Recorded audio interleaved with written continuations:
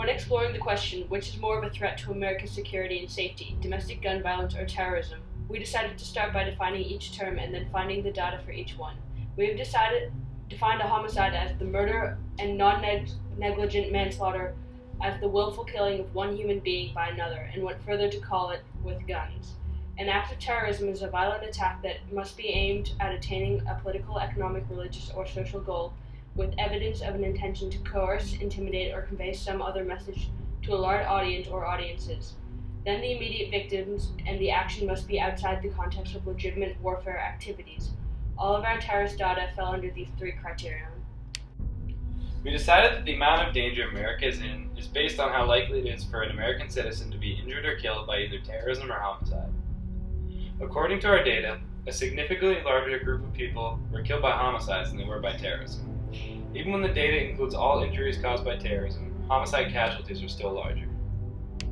This can be seen in this comparative bar chart. The homicide rates, in orange, are significantly larger than the terrorist rates, in blue. The homicide rates consistently remain above 14,000 casualties annually, while terrorist casualties only have one comparable year, being 2001, following the 9/11 attack on the World Trade Center. This attack resulted in 3,006 casualties and 12,139 injuries. Additionally, homicide casualties are shown to average about 16,500 homicides annually. Terrorist casualties, on the other hand, have one outlier that exceeds 3,000 casualties.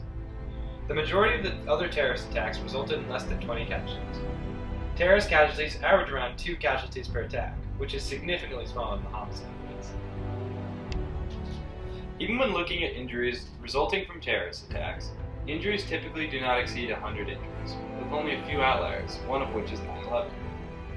Considering that 9/11 is the largest and worst terrorist attack in American history, it becomes clear that homicides are a greater threat to American lives, especially when we remove the outliers, which dramatically skews the data.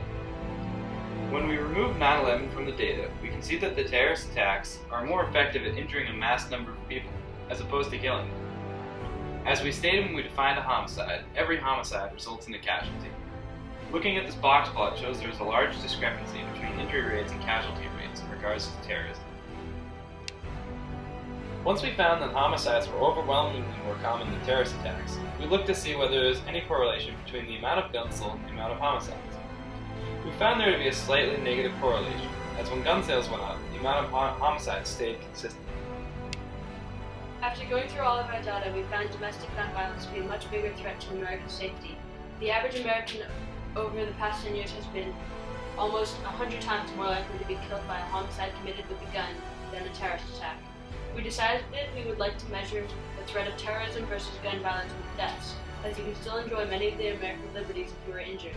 This is an overwhelming evidence that domestic gun violence is a much bigger threat to citizens than terrorist attacks.